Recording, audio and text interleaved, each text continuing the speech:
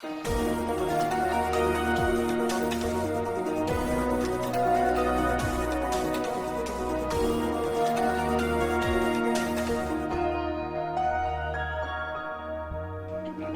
pues nada, bienvenidos a esta mesa redonda sobre Product Management y Service Design. Antes de empezar, bueno, presentar un poco a los que me van a acompañar aquí en esta mesa. A Andrés y a Juanjo, bueno, ya les habéis conocido un poquito, os han contado sobre producto y sobre servicio, pero me gustaría también, bueno, Sonia, Alejandro, que os presentáis un poquito y contaréis a la audiencia pues, qué hacéis para que también os sitúen. Por ejemplo, Sonia. Pues hola a todos, se oye, ¿no? Más o menos. Pues yo soy Sonia, efectivamente, y últimamente, en los últimos, vamos a decir, 5 o 6 años, trabajo sobre todo en Service Design, pero anteriormente trabajaba en lo que se llamaba UX, ¿vale? Empecé a trabajar en interfaces en torno al 96 o 97, que fue muy fascinante, os tengo que decir, fue un momento de la creación de un lenguaje, ¿no? Porque tienes una interfaz y cómo me comunico yo. No había lavadoras como hoy en día, pero bueno, era web. La verdad es que lo que hacíamos era web. En el 2004 monté mi propia empresa, Noneco, una empresa sobre todo de Change by Design, que es de lo que hablamos ahora sobre todo. Y cuando realmente haces UX, y lo digo a los UX que hay aquí, en realidad no trabajas sobre la pantalla, sino sobre lo que no es pantalla, y eso es prácticamente Service Design. Y ahí está el salto entre uno y lo otro, ya no tengo más que decir. Perfecto. Mira, lo que acabo de decir Fenomenal. ya está, ¿no? Fenomenal. Y ahora vamos a conocer un poco a Alejandro, que quizás es el perfil un poco más alejado del diseño. ¿Qué nos cuenta sobre ti? Pues es malo empezar a introducirse si te dicen que eres el perfil más alejado, es una broma. Quizás es un poco alien y os podéis preguntar por qué hay un Data Scientist aquí. Entonces, bueno, para empezar, soy Data Scientist en Bankia, aunque normalmente ese rol típicamente es como, voy a hacer cosas guays con datos, resumido, así brevemente. Lo que estamos intentando hacer es dar un paso más allá y empezar a pensar ese lenguaje. Digamos que estamos viviendo esa época, pero en el mundo de la analítica, de cómo creamos productos de datos. O sea, cómo se hacen cosas parecidas a las que ha hecho Netflix en otros sectores, en otras industrias, con otras aplicaciones. Y qué relación tiene eso con el diseño del producto y, por tanto, de un servicio también. Entonces, yo hago lo que me dejen hacer. Esa es la verdad. Así que nada, vengo a dar una perspectiva de cómo en este nuevo mundo, con estos nuevos retos, con estas nuevas herramientas, podemos hacer cosas que antes no existían, para las cuales aún no hay palabras. Entonces, ¿cómo hacemos eso si aún no tenemos verbos o sustantivos para referirnos a ciertas cosas? Vale, fenomenal, pues bueno, ya nos conocemos, ya nos situamos. Vamos a empezar un poco con lo que es la mesa redonda en sí. En primer lugar, han salido conceptos, Product Management, Service Design, UX, que decía ahora Sonia, al final hago UX, al final que estoy haciendo un poco de Service. Vamos a aclarar un poco ideas. ¿Qué es cada cosa? ¿En qué se complementan y en qué se diferencian? UX, Service y Product. Por ejemplo, Andrés. Vamos a empezar. Te tengo aquí cerquita. Por ejemplo, Andrés. Vale, antes Juanjo ponía la slide esta de esto de las bolitas que se van como juntando, ¿no? Y hay como miles de ellas en Internet. Hay unas que ponen por encima Customer Experience y luego dentro todo lo demás. Hubo una muy mítica que ponía UX y luego dentro todo lo demás. Eso nadie sabía lo de Customer. Ahora hay una que pone Product. Ahí Pablo, ahí, sí. Que pone dentro todo lo demás. Y para mí realmente es un tema más como muy ontológico. Esto no se puede definir porque, primero, yo no creo para nada en la diferenciación de roles en el diseño, tanto en cuanto que la gente sí que se especializa, ¿no? Pero, y me dirijo a la gente que sois diseñadores en equipos muy pequeñitos, que sois la única persona que trabaja, que os toca tocar, o sea, os toca investigar, o sea, no sois investigadores, pero os toca investigar, hacer el Customer Journey, pintar las pantallas, prototipar. Entonces, al final, yo realmente lo veo de la siguiente forma. Cuando estamos dentro de un equipo de trabajo, proyecto, producto, nuestro rol es el de colaborar en una visión única que es para crear valor. O sea, como que los productos existen porque hay que crear valor. Si estudiáis un MBA, la palabra más repetida de todo el MBA es valor, porque es que el valor se crea, se captura, se distribuye, se transforma. Es como que el valor es la palabra clave de la era del producto. Y una vez que hablas de valor, de repente ya es una cuestión de cómo me ayudas tú a crear valor. Entonces, el Product Manager tiene una forma de aportar a esa creación de valor El data scientist tiene otra forma de aportar a esa creación de valor, pero al final todos realmente juegan como en el mismo terreno de juego. Lo único es que aportan perspectivas un poco distintas, capacidades un poco distintas, sensibilidades un poco distintas también. Vamos a hablar un poco de esos matices, ¿no? Esas perspectivas distintas, ¿no? Para diferenciar un poco. ¿Qué me podéis aportar por aquí? ¿Qué matices, qué diferencias vemos entre la perspectiva en la que afronta el es verdad proceso que de diseño, aquí vamos un a tener un service, problema producto, porque X? Andrés y yo en ese aspecto compartimos un poco la misma visión. Yo he pasado por un montón de cosas. Yo hacía Flash, sin ir más lejos, cuando empecé a hacer todo eso y diseño 3D. Y todo eso fue evolucionando, ¿no? Y Human Computer Interaction, etcétera, ¿no? Al final sí que existen un montón de cosas que nos unen y yo creo que en realidad nada que nos separa. Solo es una cuestión más de, por ejemplo, yo cuando entro en organizaciones más grandes y empiezas a interactuar más con, por ejemplo, temas de postventa o qué significa que el cliente tenga un servicio recurrente, entran factores un poquito distintos y esos factores distintos requieren pues otras herramientas, que al final es un poco lo mismo. Cuando decimos, hacemos el Service Safari, no sé qué, casi todas las herramientas se solapan o se complementan y son herramientas parecidas. O sea, puedes hacer un Service Blueprint siendo en UX sin ningún problema, porque a lo mejor tu producto requiere ciertos soportes en algunos lugares o requiere un tipo de interacción con el cliente que trasciende más allá del mero hecho de pues, que te llegue una caja, abrirla y usarlo, ¿no? Al final es lo que hemos hablado, ¿no? Esta servilización del mundo nos lleva a un mundo en el que todo está muy mezclado. Cuando Volkswagen te ofrece un coche en renting y te dice que no te compres un coche, está quitándole el sentido de producto al coche. Pero, hombre, tú te sigues subiendo al coche, lo sigues necesitando reparar y lo que pasa es que vas a querer cambiarlo pues, en 4 años por otro y mientras estás pagando pues, un renting, ¿no? Pero el renting ha existido toda la vida y el alquiler también, ¿no? También, o sea, la diferencia entre servicio y producto, si nos ponemos ontológicos, pues hay gente que lo ha intentado definir, pero es verdad que es más una cuestión de hacia dónde giramos o derivamos que una cuestión para mí tan estricta. Creo que es una especialización de algo que a uno le nace, que le mola más un rollo que otro y acaba generando en el equipo dinámicas diferentes. Por ejemplo, el research, casi nadie tiene a un sociólogo, antropólogo, experto en investigación de tal en un equipo de UX. Pues tiene personas que han ido aprendiendo técnicas y herramientas y han leído mucho y si puedes contratar a sociólogo tal, perfecto. Pero es muy complicado porque hay pocos y además hemos entendido el valor de ese nivel de especialización cuando ya pues estamos a otros niveles, ¿no? Como tener un filósofo. Ahora hay gente que tiene filósofos para hacer interfaces vocales y entender el momento de no sé qué, pero no sé si me estoy explicando. Yo siempre que me viene un arquitecto y me dice, ahora me quiero pasar al UX, pues perfecto. Quiero decir, ¿cuál es el problema? Si es que además, no sé si lo veis aquí, las organizaciones llegan a un nivel de liquidez que a lo mejor, no sé, a lo mejor nuestros hijos nacen queriendo ser deportistas, a mitad de la vida tienen que pasar a ser, yo qué sé, biólogos y terminan a los 120 siendo filósofos. No tengo ni idea. Quiero decir que creo que voy un poco por ahí. Creo que sí que existen efectivamente cosas que lo diferencian. Bueno, por eso tenemos especializaciones diferentes, pero bueno, es más una cuestión de un continuo, vuelvo a repetirme, en el que hay personas que efectivamente llevan su nivel a otro punto. O ponen más el foco, ¿no? En una parte o en otra. De diseñar visual o arte final o como queréis llamarle hace siglos y bueno, pues hago mis pinitos, pero no me pondría yo a hacer ahora toda la imagen corporativa nueva de la compañía porque ya no me siento preparado, porque he abandonado ese nivel de especialización ahí y me he ido hacia otros, ¿no? Entonces yo creo que ahí un poco está lo que yo pienso que... O sea, que va a estar complicado el tema. Pero bueno. Va a estar complicado, me lo estáis poniendo difícil, sí. Sonia, a ver, vamos a buscar diferencias, ¿no? Hablamos de front y back. ¿Podríamos decir que el UX se centra más en la parte del front, con lo que le interactúa el usuario, y el service tiene más esa perspectiva, ¿no? de organizacional, de mirar por detrás, de mirar ese back? ¿Podría ser una diferencia? Sí, lo que pasa es que lo que están diciendo aquí todos los compañeros es una gran verdad. O sea, esa hibridación necesaria. O sea, tienes que ser híbrido, porque es que nuestra vida lo es también. O sea, uno no es puro para nada. Y las organizaciones son cada vez más líquidas, como decían por aquí. Entonces, bueno, esa hibridación es necesaria. El UX tampoco se puede enamorar completamente de este producto que estoy haciendo, de este diseño que estoy haciendo, sin tener en cuenta lo que hay detrás. Entonces, bueno, pues es deseable una cierta confusión, porque ya que en cierto modo la tenemos permanentemente, pues vamos a aprovecharla.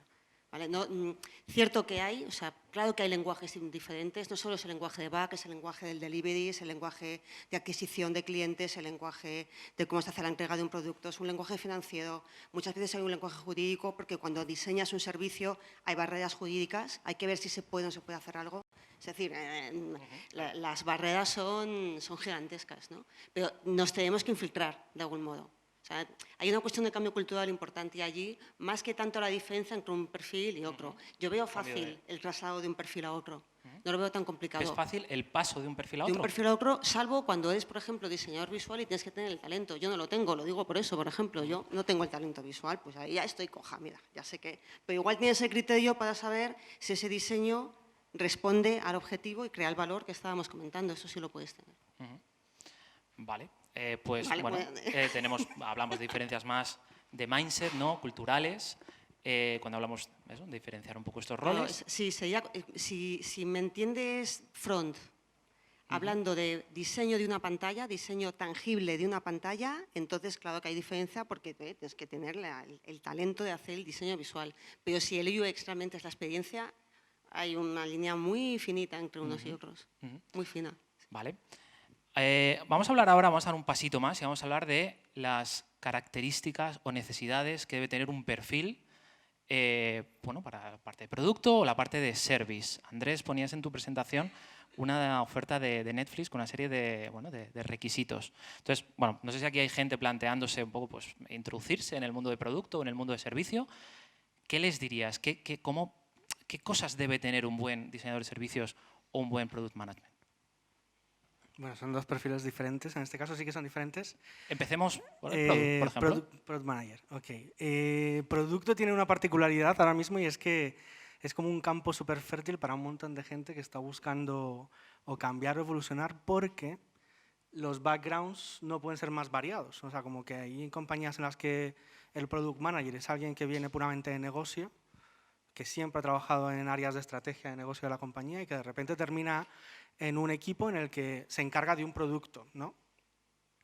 Pero también los hay, lógicamente, product managers que son ingenieros, vienen de la tecnología. De hecho, muy habitualmente hay muchas empresas en las que es la forma. O sea, de hecho, Google, sus product managers, es decir, el 95% son todos ingenieros. Porque los equipos están compuestos de tecnología, son muy heavy en tecnología. Entonces, las habilidades de un product manager caen mucho en la comunicación. Y si tú tienes que trabajar con equipos de desarrollo y equipos de desarrollo muy complejos o con data scientists, pues ayuda muchísimo que seas capaz de dialogar con esas personas, ¿no? A lo mejor no a un nivel muy técnico, pero a un nivel comprensible para ambas partes, ¿no? Con lo cual la comunicación es esencial. Y luego la segunda es la gestión de personas y de equipos, porque como veíamos en mi presentación, es que realmente el trabajo del Product Manager para sacar su producto está en ser capaz de liderar ese equipo para que rompa las barreras internas para construir ese producto y rompa las barreras externas para que la gente utilice ese producto. Entonces, como todo el rato es como luchando contra personas dentro y fuera, lo cual les requiere como una capacidad de tener esa visión y esas habilidades de gestionarlo, ¿no? Hay mucho como de, escuchándote me sonaba mucho como de soft skills, ¿no? De Muchísimas, liderar, muchísimas. de gestionar la incertidumbre. Muchísimas.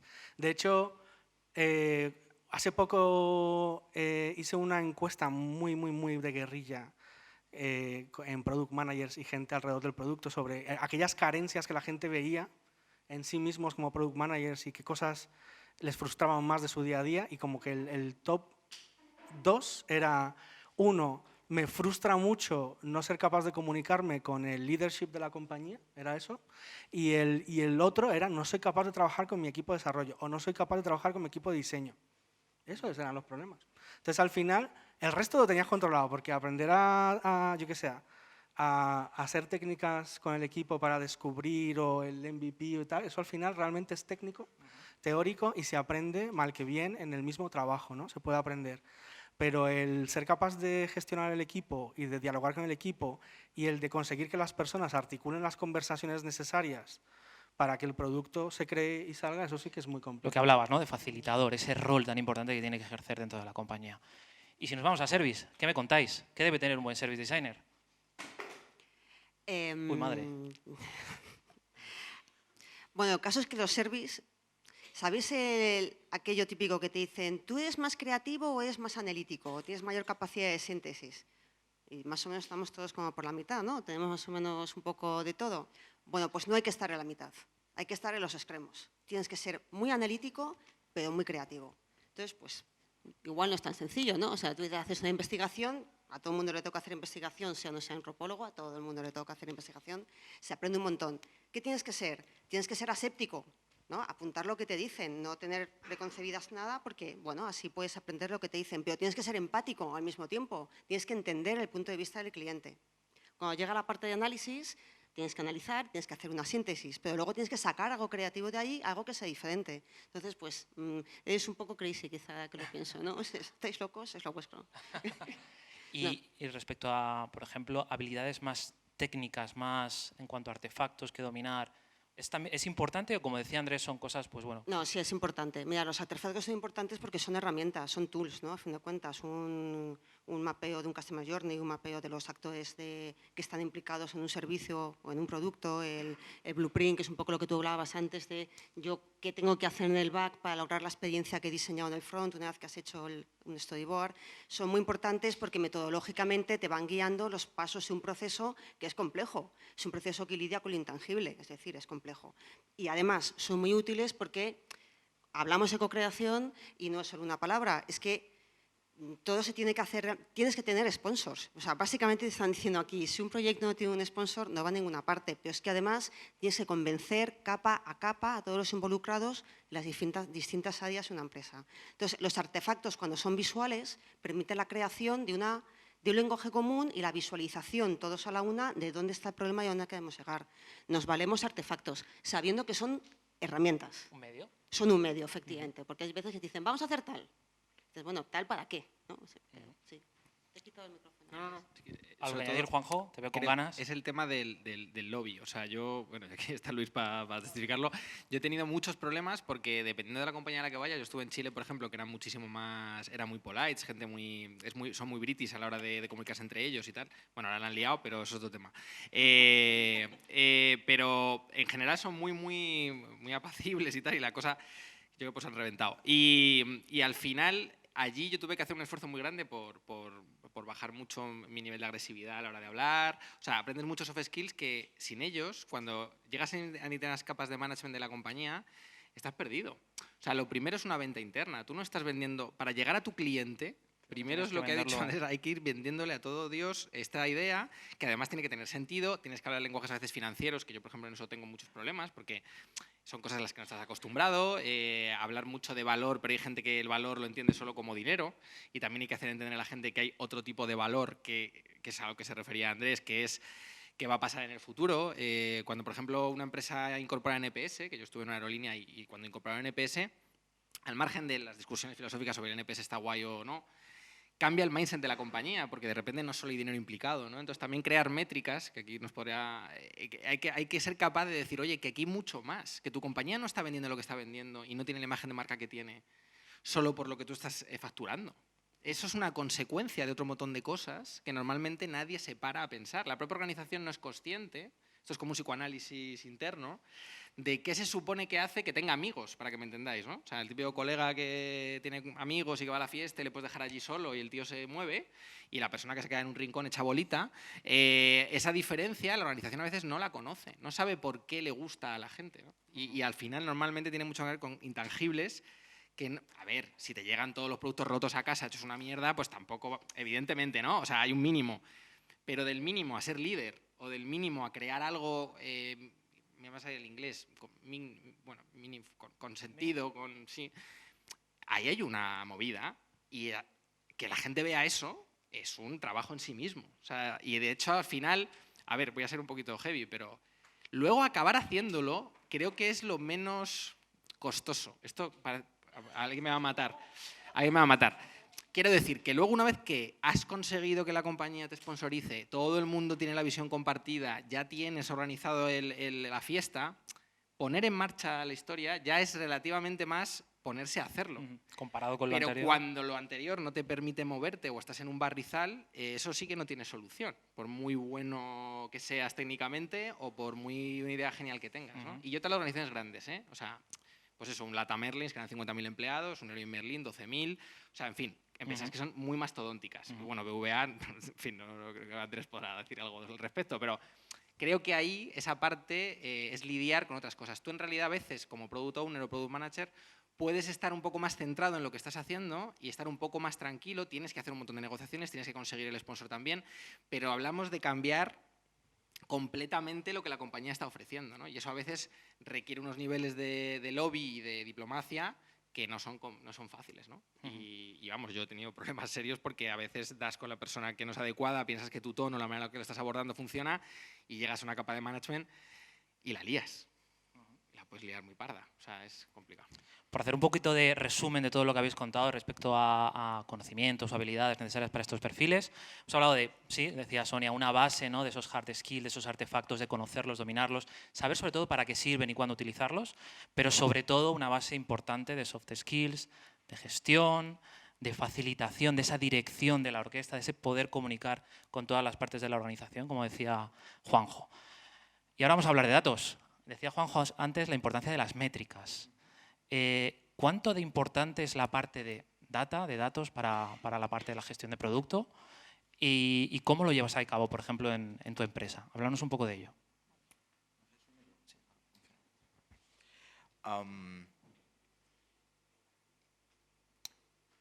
Una reflexión que está un poco conectada con lo anterior, perdonadme que haga un desvío, que no me va a servir ahora para explicar esto, es cuando nos obsesionamos tanto por las definiciones de qué es un rol en específico, yo haría una reflexión antes de eso, que es ¿por qué necesitamos esa definición? O sea, no lo digo como crítica, simplemente pensemos por qué necesitamos un nombre para un perfil.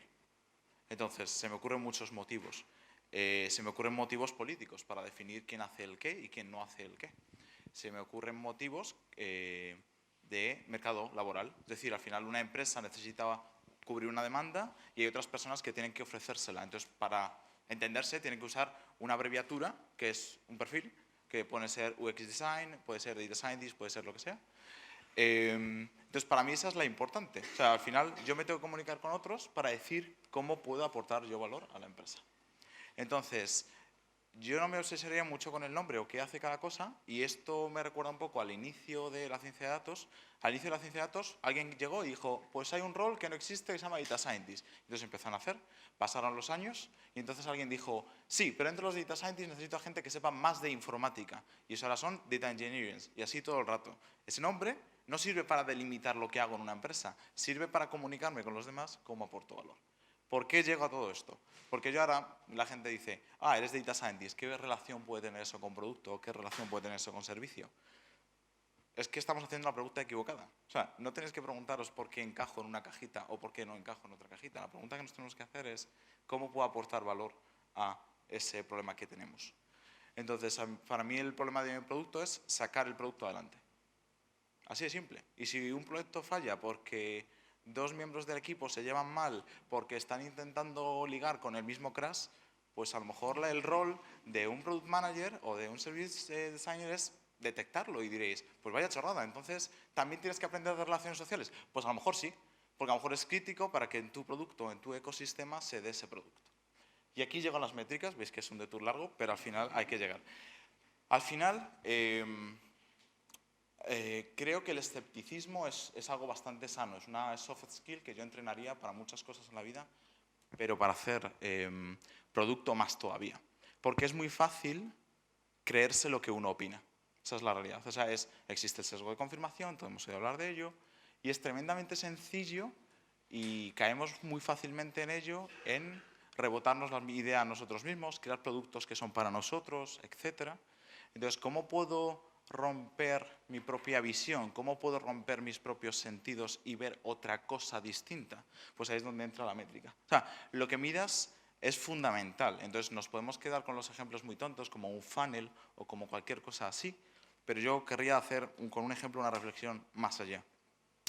Que es para un diseñador de productos o para un diseñador de servicios, sus métricas y las métricas que decida medir y evaluar van a ser sus ojos, en un sentido extremadamente literal.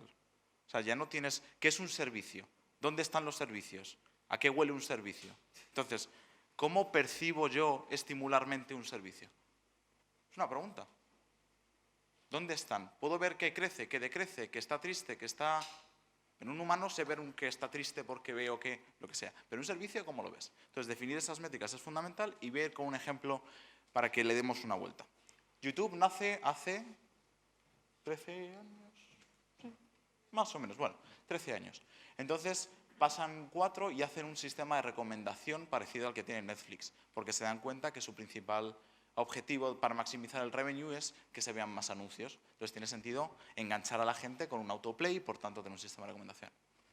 Lo hacen, ¿cuál es su métrica? Tiempo que estás en la web. Porque es como ellos ven el producto. Su producto es un producto que emite anuncios. Y como es un producto que emite anuncios, o un servicio, o un ecosistema que emite anuncios, necesito maximizar el número de anuncios. Y esa es la definición de YouTube para el Product Manager en ese momento. Pasan los años, pasan unos 8 o 9 años, y de repente alguien dice, oye, ¿no os habéis dado cuenta que cuando os ponéis a ver YouTube os empieza a recomendar vídeos como muy bestias de cosas? En plan, yo qué sé, empiezas a ver un vídeo de Trump y de repente te manda un vídeo de supremacía racial o te manda un vídeo de no sé qué.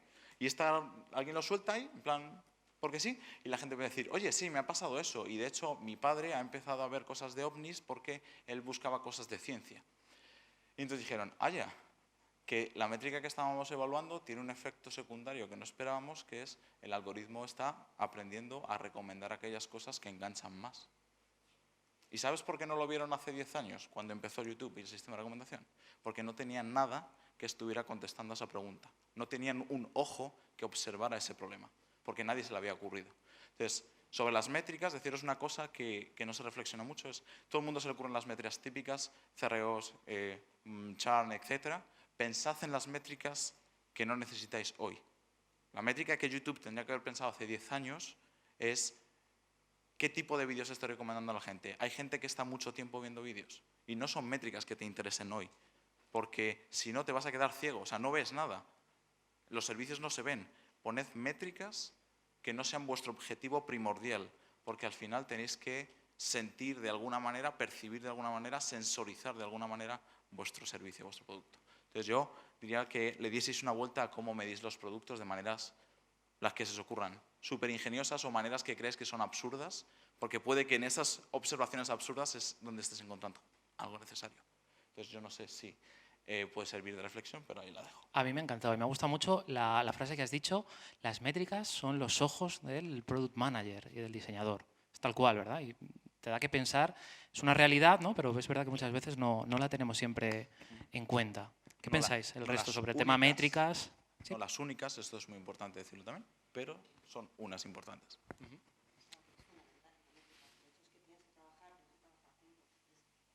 ¿Qué pregunta tengo que hacer? ¿Qué me tienen que dar los datos para yo poder mejorar? Eso es una de esas. ¿Y qué combinaciones de datos son útiles para los demás? Es fundamental. Y aparte que las empresas, por supuesto, que quieren cuantificar. No solo lo cuantitativo, las empresas necesitan cuantificar. Y nosotros necesitamos cuantificar el éxito de su trabajo también. Así que sí, absolutamente sí. Para mejorar, para evolucionar, ¿no? Este sí va. Para que oigáis todos. Mira, va a haber una cosilla. ¿Quieres repetirlo? ¿Lo habéis oído? Va a haber una... Bueno, siempre hay trendis o cosas que vienen nuevas, ¿no?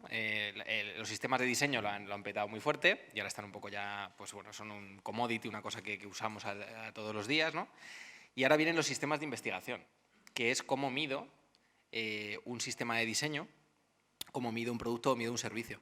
Y ese sistema de investigación se basa única y exclusivamente en data. Yo, gracias voy a volver a mi jefe, a Luis, en nuestro equipo empieza a haber un nivel muy alto de perfiles que están relacionados con la data y yo mismo alucino de cómo he vivido sin eso. O sea, me parece, voy a decir casi irresponsable. Es decir, te das cuenta de hasta qué punto no sabías lo que estabas haciendo y estabas continuamente pues creando al final cosas para autojustificarte y decir, bueno, esto va de lujo, pero en realidad no sabías muy bien qué estaba pasando, ¿no? Y cuando entras en este nivel de análisis y empiezas realmente a pensar, oye, esto que era lo de siempre ya no me vale, y empiezas a rascar y tienes 2.000 millones de eventos y tienes data layers que te dicen absolutamente todo, de repente te das cuenta que tienes ahí un universo para entender la psique de las personas, para entender realmente los comportamientos, para hacer una investigación en tiempo real de lo que está ocurriendo y sacar realmente insights que sin eso no sé muy bien qué estábamos haciendo. O sea, así os lo digo. O sea, eso era un milagro que funcionaran las cosas bien. O sea, era casi más, tengo una intuición, la pongo ahí, la experimento y a veces tengo potra y funciona. Pero ahora es cuando empiezo a ver toda la potencia que eso tiene. Y simplemente estamos en el inicio de eso. Que ya se pone los peores de punta. Menudo melón, ¿no? Porque, bueno, hay un melón también ético y, bueno, en fin, hay otras cosas ahí que ya son para otra charla, ¿no? Pero realmente el diseño tiene mucho que ver. Si no mides algo es como si no lo hubieras creado. Lo que no se mide no existe. Y sería mejor no hacerlo. O sea, para crear una cosa que no vas a poder medir, no la hagas. Porque te estás estafando a ti mismo, a la compañía y probablemente a tus clientes. Pues nada, añadimos otro elemento, ¿no?, a la coctelera de cosas importantes, toda la parte de datos, medición. Y ahora me gustaría hablar un poco, estamos hablando mucho del perfil, ¿no?, y vamos a hablar un poco de las empresas, de la madurez de las empresas en cuanto a producto y en cuanto a servicio. Y aquí, Andrés, ponías en tu charla el ejemplo de Netflix, una oferta de trabajo. Evidentemente, Netflix, madurez en cuanto a esto, pues toda la del mundo, ¿no? En el mercado español o en el mercado más local, ¿existe esta madurez? ¿Realmente se busca ese perfil de Product Manager o, no sé, algunas veces se asume desde otra, pues es el CEO el que acaba ejerciendo de esa parte más de dirección de producto, o es tecnología, o es tu perfil, o realmente hay esa demanda de ese perfil de Product Manager? Se busca bastante, se busca mucho, pero en España pasan dos cosas. La primera es que no existe todavía en España como una cultura de producto muy madura, con lo cual mucha gente va, o sea, de hecho, hablando con gente que contrata product managers, me dicen que llega mucha gente que en realidad está como probando, ¿no? Es como, ay, parece que de las 10 cosas encajo en 5, me voy a presentar, pero que realmente no saben muy bien lo que hace un product manager o para qué está, ¿no? Con lo cual en España se demanda el perfil, de hecho cada vez más. Cada vez también hay más movimiento y comunidad de producto, hay varias comunidades que están activas y está empezando a crecer, pero todavía no se sabe muy bien. Hay mucha gente que, por ejemplo, aún no entiende lo que es el producto para empezar, o que no entiende, por ejemplo, la relación o la diferencia entre el Product Manager y el Product Owner, o cómo encaja el Product Manager en un equipo Agile. Hay como tantos matices pequeñitos que requieren realmente simplemente educación, ¿no? Por eso también creo que es muy importante como empezar a enseñarlo y sobre todo a reflexionar sobre ello, que es, por ejemplo, lo que hacemos a veces en nuestro Product Book Club cuando lo hacemos, ¿no? Que realmente es simplemente hablar y aprender y ver cómo se hace en otros sitios. También es cierto que creo, y siempre creo esto de todas las cosas, como que nunca hay que aprender las cosas como tal cual te las cuentan, ¿no? Es como que hay que escucharlas, reflexionar y crear cosas nuevas. Entonces también tenemos la oportunidad en España de redefinir cómo es la cultura de producto y cómo es un product manager, ¿no? Perfecto. ¿Algo más que queréis añadir sobre la madurez de las empresas en cuanto a producto? Bueno, yo creo que sobre todo el product manager es una figura incipiente, ¿no? Es una figura en España de implantación todavía. Efectivamente, yo veo mucha diferencia de nivel de comprensión de lo que tiene que hacer de una empresa a otra. Las empresas se tienen claro a lo que se dedican, que no son tantas, sabe lo que es un product manager, lo tienen clarísimo. Las empresas que no tienen tan claro a lo que se dedican, que insisto que son muchas, igual no lo tienen. Ten en cuenta que en España hay mucha empresa muy grande, muy mastodonte, que avanza también pues porque son grandes. Eso ocurre. España es, vamos a decir, más tímida en cuanto a innovación que otros países. Que otros países en los que nos fijamos, ¿eh? O sea, el mundo es muy grande, siempre nos fijamos en los que nos fijamos, ¿no? Entonces, bueno, pues es una cosa que va todavía haciéndose y con Service Design ocurre exactamente igual, ocurre lo mismo. Vamos a tirar por ahí. La parte de service, lo mismo, porque antes hablaba Juanjo, ¿no?, de romper silos, esas nuevas organizaciones, de armonizar, me encanta esa palabra, armonizar, ¿no? Entregar valor de manera armónica en los distintos puntos de contacto que tiene el cliente con tu marca. ¿Cómo está? ¿Cómo está ese perfil? Digamos, ¿cómo es la implantación de ese perfil en las empresas hoy en día? Yo diría que va bien, ¿vale? Diría que va bien, pero también diría que es una labor hercúlea, las dos cosas. Porque de verdad que esta cultura de silos existe todavía y, como comentabais, es que es más cómodo cuando yo trabajo en mi box, es más cómodo, pues por supuesto que sí. Y luego, oye, pues hay un cambio, todos tenemos resistencia al cambio. Bueno, pues claro, es que es un nuevo modo de hacer las cosas. Entonces, si preguntamos si hay demanda, diría que definitivamente la hay. O sea, yo veo que la hay, pero que tiene que ser… Mira, volvemos a los skills, ¿no? Es que uno… Voy a decir una cosa y luego vosotros me decís si estamos de acuerdo o no. Yo, más que qué habilidades, si es creativo, si es analítico, si es una persona que tiene don de gentes y tal, diría que hace falta dos cosas. La primera es tener pasión. No solo talento, sino pasión, porque de verdad que tienes que tener vocación, en serio, porque hay que tener resistencia. O sea, es desde resistencia, de determinación, al diseño, que es una hipótesis, que hay que cambiarlo, que hay que volver a hablar con esta otra persona y esta otra y esta otra. Entonces, esto solo lo haces si tienes pasión, directamente. Y la otra es que tienes que ser muy, muy responsable, porque el respeto a los compañeros es responsabilidad sobre tu trabajo al final y es fundamental crear ese equipo y se crea de ese modo también. Entonces, ¿dónde te vas a meter? Es importante, ¿eh? O sea, ya que sí que parece que hay demanda, veamos dónde nos metemos. Ya he dejado caer ahí. Perfecto. Juanjo, Alejandro, ¿algo que aportar sobre la madurez? Bueno, yo suelo decir que todo el mundo está buscando este tipo de perfiles, pero el problema es que la mayoría de la gente no sabe ni para qué los quiere. O sea, hay una cierta burbuja. O sea, uno sabe que se está medio hundiendo o que le están pasando por la derecha, sobre todo en grandes compañías, sabe que necesitas a gente nueva, al de la barba, al que no quiere venir con traje, etcétera, pero a veces es así de heavy. O sea, hay muy poca gente en las organizaciones y a veces el que te trae a la organización es el que tiene la visión, pero el resto de la organización todavía no se ha enterado de qué va la película, de qué va la vaina, que dirían. Entonces, al final, ahí está el problema, que es verdad que es fácil que llegues a algún lugar en el que la persona que te trae sabe a lo que vienes, pero haya que evangelizar y convencer a todo el resto de la gente de a qué vienes, ¿no? Y en ese proceso levantar ampollas pero no demasiadas, romper algunos huevos pero no todos, y bueno, ese proceso tal. Entonces, evidentemente, si vas a una startup más pequeña, yo que sé, no sé, he visto las ofertas de La Luz, por ejemplo, que son una maravilla, las ofertas de trabajo de La Luz, que es como, Dios santo, ¿dónde estaba esta gente, no? Hace 5 o 10 años, que luego tendrán sus cosas, ¿Por qué? ¿no? ¿Por qué? Eso no, Bueno, no lo conozco. si La Luz, veis sus ofertas, o sea, bueno, tienen un campamento para niños en Barcelona durante todo el tiempo escolar y tu hijo come contigo en el trabajo, en fin.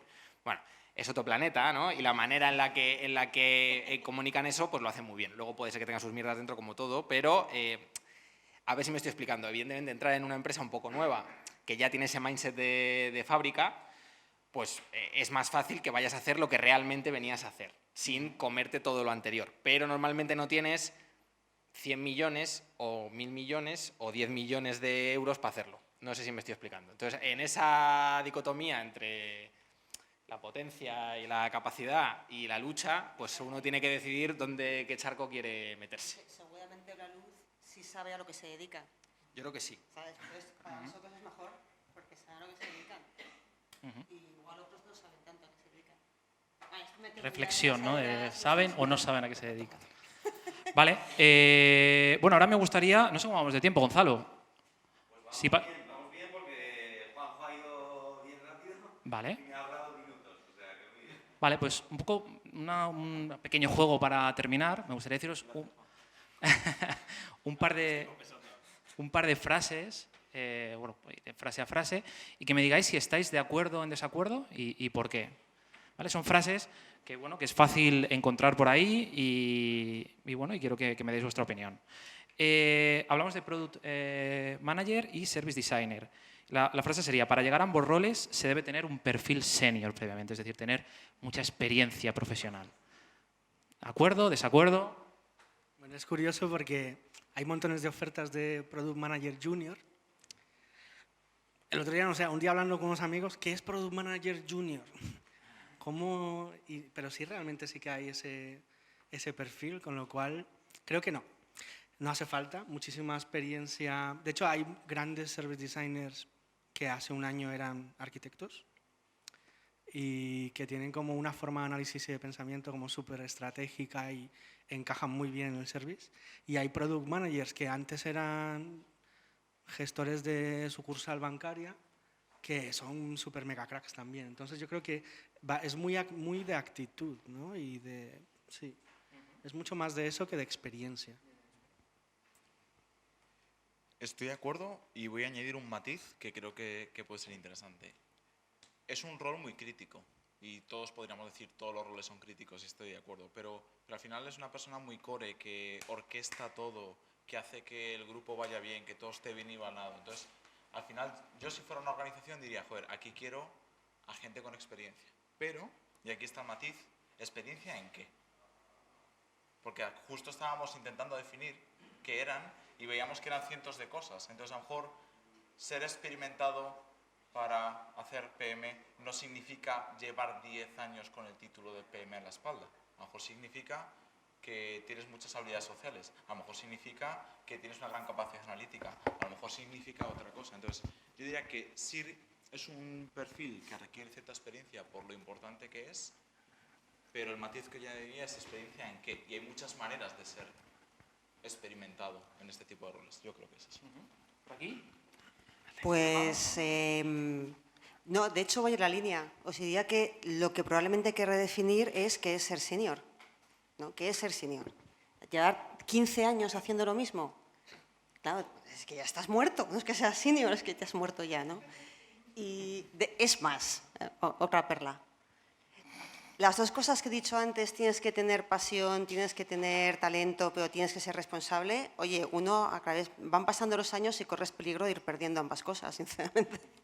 Con lo cual, pero te da otras cosas importantes, ¿eh? O sea, que te da tablas, tener años te da tablas, te da moverte en estos departamentos que hemos dicho, te da saber cómo tienes que hablar con el nivel sí, no sé qué, bueno, te da todo eso. Va bien, porque te ayuda a comprender la complejidad, claro que sí, claro que va bien. Pero puramente yo no diría que tienes que tener senior. De hecho, si tienes otro pasado diferente, pues igual va súper bien, igual es mejor. Sí, yo era en esa línea. Creo que hay que tener cierta experiencia, porque si no has estado en el mundo empresarial o no has emprendido algo o no has hecho nada, te puedes meter en un jardín muy gordo y sería complicado, pero no en ese puesto en concreto. Mira, yo cambio el perfil de LinkedIn cada 2 años más o menos, veo un poco en rollo LinkedIn a ver qué está ahora de moda. Pues ahora es Jadenauer. Bueno, pues lo cambias y pues tendrán más entradas y ya está, porque el pobre hombre de recursos humanos no sabe ni lo que está buscando tampoco. Entonces es mucho más fácil posicionarse en LinkedIn poniendo 4 cosas fancies de lo que está buscando ahora mismo Facebook, Twitter y el otro, que en Google con una campaña. Entonces al final es más a qué me he dedicado todo este tiempo, dónde he puesto mi energía y cuáles esos skills pueden encajar en este nuevo perfil, porque sí, vamos a ver, si lo del UX nos lo inventamos de repente. O sea, Norman dijo un día, pues el UX es la superación de la usabilidad. Y dijimos UX, claro. Luego los arquitectos de información ahora son UX copywriters, no sé qué, y al final le metes... O sea, todo esto es un poco, a ver si me estoy explicando, es normal, es una sociedad que cambia a toda leche, es una locura absoluta y no podemos pretender que todo esto esté perfectamente enfocado. Entonces, ¿tienes que ser una persona con tablas? Yo creo que sí. ¿De 15 años? No. Probablemente muy poca gente mantiene la frescura cuando lleva muchísimo tiempo haciendo lo mismo y tal. Es verdad que al final te da resistencia y también hay perfiles que necesitas de esos en algunas organizaciones, porque te traes a uno de esos o no hay manera tampoco. O sea, todo depende de dónde vayas a caer, ¿no? Pero sí que creo que tienes que tener tablas. Pero hoy en día hay cosas que son muy absurdas. Lo hemos vivido todos, ¿eh? Si ahora, ¿cómo se llama el nuevo? Hay un desarrollo aquí de Fran, habéis dicho, ¿no? Que lo que está ahora de moda que es Vue o no sé cómo se llama. Bueno, da igual, un nuevo framework de... experiencia en Vue de 5 años. A ver, mamón, que yo creo que tiene como 3. O sea, quiere decir que es que piden cosas y no saben ni lo que piden. Es que es la realidad. O sea, tenemos un mercado laboral que la gente no sabe ni qué está pidiendo. Entonces tampoco nos podemos poner muy... Me estoy explicando, ¿no? Sí. Muy friki con el tema. Pues lo que se pueda. Es como la Agile Coach. Pues Agile Coach, pues hay de todo. Hay el que da y el que no, porque necesitan muchos y no hay tanta gente. Pues habrá Agile Coach que va a ser por senior y a lo mejor llevan 1 año haciendo un pinito y se leyeron 2 libros. Bueno, pues si luego lo petan, pues oye, bienvenido sea. Que tampoco pasa nada, ¿no? Hay gente muy buena de repente. ¿Steve Jobs qué era? Ni idea. ¿Ese hombre qué era? Pues Da Vinci, o lo que quieras. O un loco, o un jeta, que también era un jeta en cosas. Quiero decir que no sé qué era ese hombre. Pues ese hombre era un tío, pues un crack, pero ya está. Tampoco sé si alguna vez tuvo un puesto... No sé si me estoy explicando. O sea, él mismo no creo que fuera capaz de ponerse... No sé qué tenía la tarjeta, pero... Que, bueno, pues hay de todo. Vale, claro. Siguiente frase. Un product manager debe ser o debe tener un perfil tecnológico potente. Le ayuda mucho, qué vamos. Le ayuda muchísimo, porque si está en un equipo, o sea, si estás en Netflix, por ejemplo, que de hecho en la oferta piden que la gente como que entienda muy bien cómo funciona el machine learning, la inteligencia artificial, la técnica de datos y tal, porque las conversaciones del día a día de esos productos van alrededor de eso. Entonces, si viene de ese mundo o se maneja bien, le salva la vida enormemente. Pero no es necesario. O sea, no es necesario. Sí que es cierto que cuando entras en una compañía, y en España cada vez hay más compañías, startups, medianas, pequeñas, de corte tecnológico ofreciendo cositas, y hay product managers, y lo primero que tienes que hacer es empaparte de qué hay en la compañía y qué se trabaja, y cuál es el core de negocio, y si el core de negocio es muy tecnológico, pues tiene que empaparse de esa tecnología y entenderla, ¿no? Entenderla tanto así como para conversar, no tanto como para hacerla.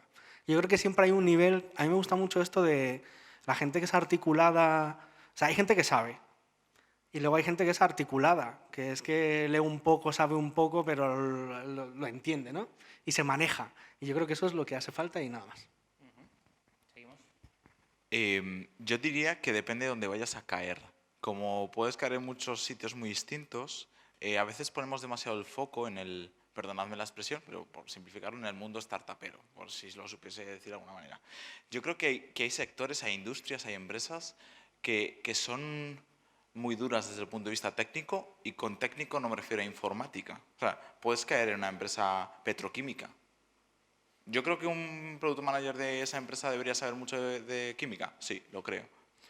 ¿Puede no saber tanto como el experto que va a tener en su equipo? Pues puede no saber tanto. Pero si sabe mucho, probablemente vaya mejor.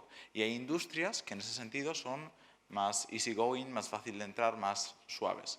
O itero más y soy más, lo que decía, empresas pequeñas, un estilo más ágil, más startupero. Yo creo que es un mito un poco de los product managers no saben nada de técnica o tecnología y demás. Yo creo que sí saben, lo que pasa es que saben lo que necesitan para desarrollar su trabajo en esa industria. Entonces, como ponemos tantos ejemplos de realmente esto es tecnologías de la información, en cierta medida, pero no sacamos gente de industria petroquímica, no sacamos a gente de eléctrica, no sacamos a industrias como más pesadas. Probablemente en esas industrias más pesadas, por poner un ejemplo, un contraejemplo, sí haga falta bastante carga de conocimiento técnico, y esto es una realidad. Pues un compañero que acababa de cambiar de industria, que trabajaba como data scientist, ¿sabe ciencia de datos? Por supuesto, un montón. Pero además de eso, ahora le han pedido que se lea 5 libros así de petroquímica.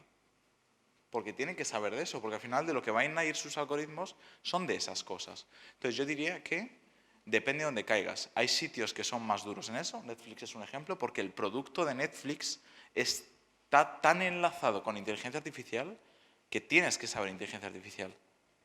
O sea, es un efecto secundario de lo que hace la organización.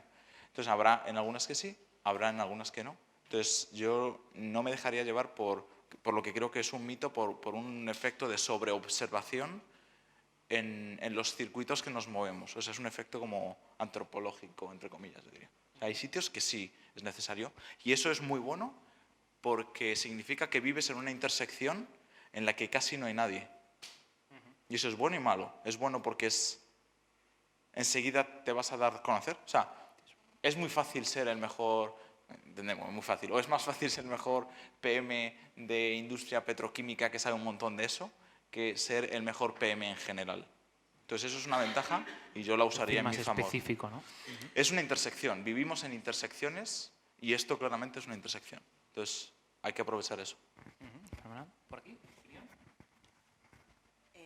Bueno, coincido. Seguramente te hace más fácil la vida porque tus interlocutores, cuando son técnicos, confiarán más en ti. Básicamente tendrás una comunicación más competente. Abres una puerta. Pero la parte de Service Design, cuando hablamos de la parte sobre todo de innovación, de puro research y luego ideación de innovación, ahí todavía la parte técnica de IT, digamos, no ha entrado tanto. Y también porque yo sí que veo un trasvase de interlocución en la parte de diseño, de innovación. Y es que antes trabajábamos mucho más con la gente de IT, ahora trabajamos mucho más con la gente de negocio, con la gente de marketing. ¿Sabes? Entonces, la interlocución está cambiando. Y también porque tenemos compañeros que forman parte del equipo y que nos pueden hacer esta ayuda, como por ejemplo con datos o otras cosas.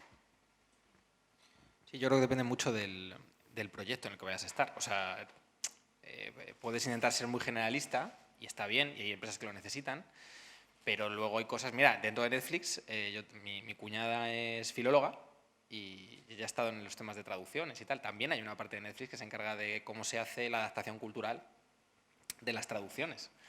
Y habrá project managers en proyectos que sean cómo hago que estos subtítulos o estos doblajes sean más correctos, ¿no?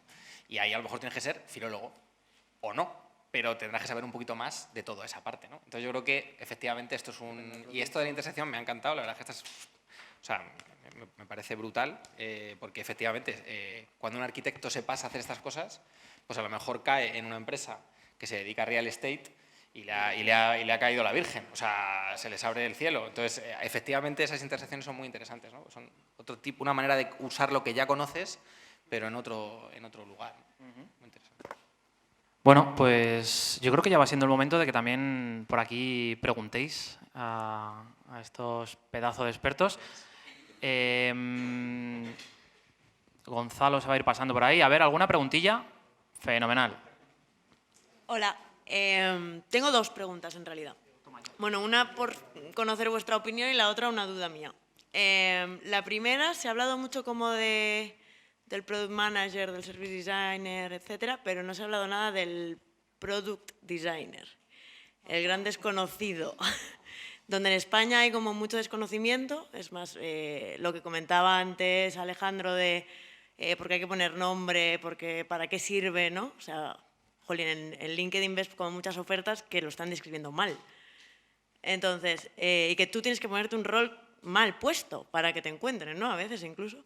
Entonces mi pregunta es, ¿qué es para vosotros un product designer en España? Y también aquí enlazo un poco con lo que decía Andrés de, oye, aquí estamos, ¿no? En España es todo como muy verde, todo el tema de productos, estamos aquí, igual lo podemos redefinir, ¿no? Un poco por conocer vuestra opinión al respecto de ese perfil en concreto. Y luego la otra pregunta, antes de que me quiten el micro, es una duda mía, que no tengo muy claro las diferencias entre un product manager y un product owner, que para mí es como bastante similar, es más, yo creía que era como lo mismo, entonces por conocerlo.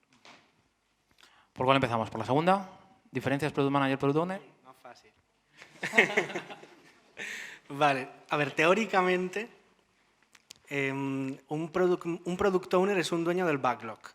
Es decir, gestiona lo que está cargado en el backlog, probablemente escribe historias de usuario todos los días, tiene esas historias probablemente mapeadas en un user story mapping completo de todo el producto y va gestionando esas historias con el equipo de forma que es como el puente de conocimiento entre lo que está ocurriendo en el equipo y lo que está saliendo del equipo y el product manager. Porque el product manager normalmente se debe dedicar más como al producto en general, como a la estrategia de producto, a la visión de producto, a la oportunidad de mercado. Es mucho más estratégico que el product owner. Que sí que es cierto que luego tú te vas por ahí tocando las puertas de las empresas españolas y hay de todo. O sea, hay product owners que en realidad son product managers que en realidad son product owners, product managers que no son nada, ¿sabes? Como hay de todo. Entonces, pero se supone que teóricamente esas son las diferencias. Con lo cual, la visión estratégica del producto y la estrategia de producto se supone que nace del product manager en conversación con el equipo, eso es importante. Y el Product Owner es como el guardián de esa visión estratégica que la traduce a historias de usuario que luego se ejecutan. Es un poco la esta. Y luego, bueno, ya luego diréis esto, lo que pensáis vosotros, ¿no? Pero luego la de Product Designer, pues mira, yo la he evitado a toda costa. Cuando estaba preparando la presentación, iba a usar como núcleo narrativo. No sé si habéis visto el documental de Abstract de Netflix, que hay un episodio de Product Design que sale Ian Spalter de Instagram y tal, que claro, yo estaba viendo eso y decía este tío es un Product Designer, pero la forma en la que está contado no está diciendo lo que es un Product Designer, la gente lo va a malinterpretar totalmente. Entonces, mi opinión sobre lo que es un Product Designer es la persona de diseño, que esto es muy amplio, la persona de diseño que trabaja con el equipo de producto en la creación y generación de valor. Y eso implica un montón de cosas. De hecho, idealmente no debería haber un diseñador en un equipo de producto. Y si mirabas ahí, Ian Spalter no estaba solo, había mucha más gente. Porque dentro del mismo diseño hay perspectivas distintas sobre cómo se crea ese valor, ¿no? Y ese valor pasa por experiencia para las personas, y eso implica servicio, negocio, pantallas, o sea, investigación, hay un montón de cosas. Entonces, un product designer digamos que o los product designers tienen que aportar a toda la creación de valor de un producto y eso implica ayudar al resto del equipo a hacer lo que hace falta para entender dónde está el valor y crearlo. Entonces eso pasa por investigar, identificar oportunidades, traducir las oportunidades en propuestas de valor, pasar de propuestas de valor a prototipos para validar esa propuesta de valor, prototipar modelos de negocio con el product manager y el resto del equipo, validar esos modelos de negocio en el mercado, iterar en prototipos finales para entender si encajan con lo que se está proponiendo. O sea, es como un trabajo continuo de valor. Bueno, yo solo un matiz. En la TAM, que teníamos un nivel de agilidad bastante bien integrado, porque había mucha pasta y lo hicieron en plan salvaje, puesto en Consulting Group y con toda la gente que había por ahí, teníamos tribe leads, que son un poco el rollo este de ING, ¿no? Pues tienes 3 o 4 equipos Scrum que están trabajando para una etapa del producto o varias etapas muy anexas, y había este tribe lead. Y al final ese tribe lead lo que era un project manager. Él sí que hacía la visión estratégica y efectivamente los product owners se cuidaban de que la priorización del backlog y los qués que se habían definido fueran los que estaban alineados con esa visión. Pero había esa, no sé cómo decirlo, esa figura que hacía bajar lo que la empresa quería hacia allí. ¿Qué pasa? Que a veces la empresa no puede tener tanta gente. Esto es como todo. O sea, el hombre bombo, pues lo que hemos dicho antes, pues hace banners, el UX, la arquitectura de información y lo que haga falta. Entonces, al final, cuando tienes una organización más plana o no tienes pasta o te quieres pasar un poco, pues al final normalmente pues el Product Owner hace también de Project Manager. ¿Que puede ser o no factible? Esto es como si el Scrum Master debe ser único o hacer solo eso, o puede ser una cosa rotativa dentro del equipo. Ahí hay discusiones filosóficas y antropológicas de todo tipo que no vamos a entrar, pero sí que efectivamente hay esa diferencia. Y yo creo que Product Designer, en Chile se usaba más el concepto. Creo que también es el típico error de, a ver si me estoy explicando, al final en agilidad el tema del qué y el cómo deben estar separados para asegurar que por un lado está la priorización de negocio y la forma, digamos, más estratégico-céntrica, y que luego el experto que sabe, el copywriter que sabe, el diseñador visual que sabe, el de interfaz que sabe, el de JavaScript que sabe, decidan el cómo se implementa eso con unas métricas que luego le digan al project manager, oye, esto lo hemos hecho, nuestro cómo está respondiendo a tu qué, ¿vale? Si te metes en Product Designer como tal y eres una especie de figura híbrida entre un PO, un project manager y un diseñador que se ha pasado a liderar un equipo, te puedes meter en muchos follones porque tú quieres meter mano.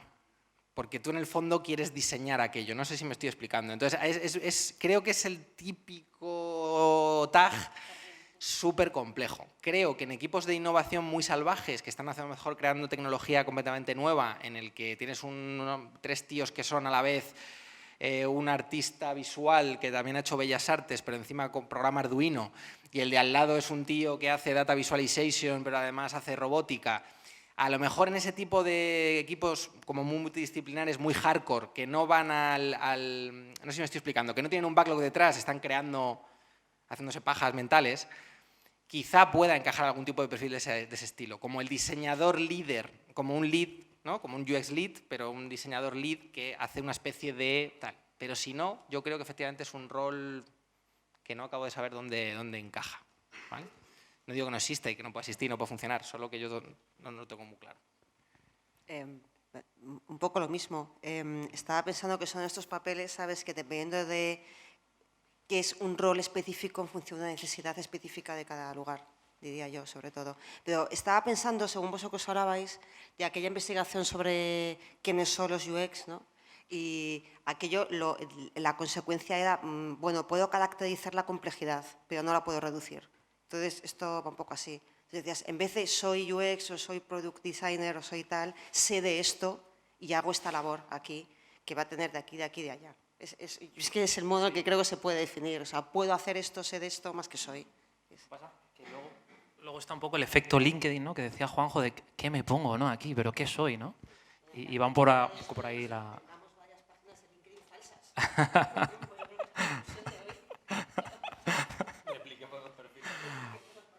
Bueno, no sé si te ha quedado claro o quieres... ¿Sí? Fenomenal. Pues, ¿más preguntas? Allí por el fondo.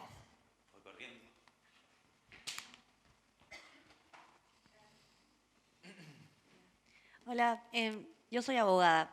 Normalmente somos stoppers en los equipos, lo lamento. Pido disculpas por todos los abogados que les han dicho que no cuando han desarrollado algún producto o servicio, whatever. Bueno, nada, primero las disculpas, luego genial, tu visual thinking, me encanta. Y también, chicos, un honor escucharlos, en verdad. Yo me voy metiendo cada vez más en el tema de la transformación digital y cultural, sobre todo desde hace unos 3 años.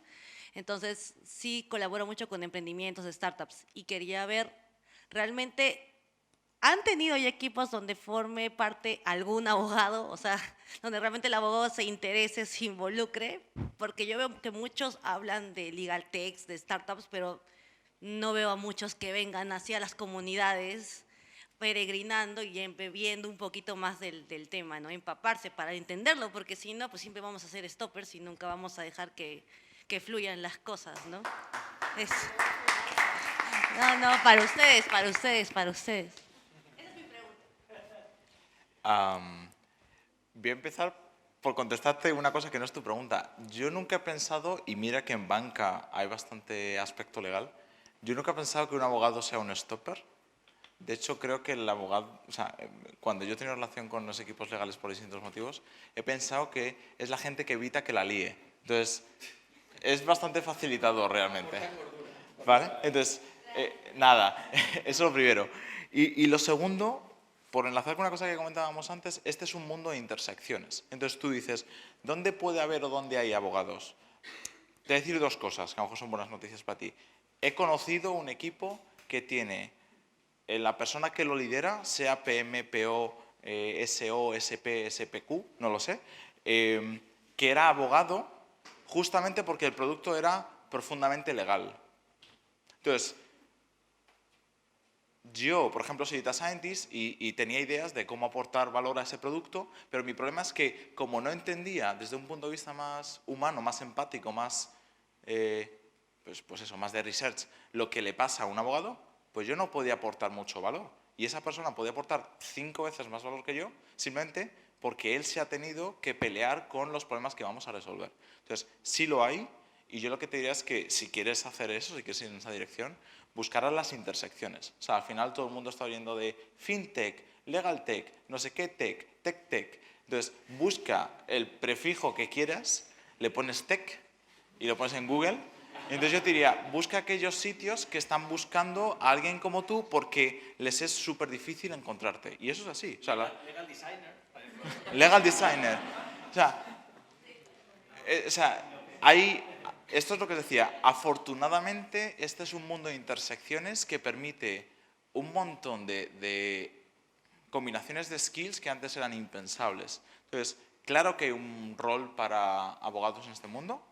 Creo que no va a haber un rol estandarizado de ello, porque quizá para mí, en mi visión, es una aplicación, más que voy a tener legal designers en cada equipo, pero los hay y es tan fácil como que busques a esas personas que te están buscando, que las hay. Vamos, de hecho yo hace 2 años para un side project estaba buscando abogados, justamente por ese motivo, que está muy relacionado con lo de antes. Los abogados tienen problemas, ¿seguro? Esos problemas se pueden solucionar y para solucionar esos problemas necesitas product managers, necesitas un montón de gente y si ese product manager o ese lo que sea, el nombre que le queramos poner, tiene un profundo conocimiento legal, seguro que te ayuda, no por saber mucho de leyes, sino por haberse pegado mucho con ellas. Así que yo creo que sí lo hay. Búscalo.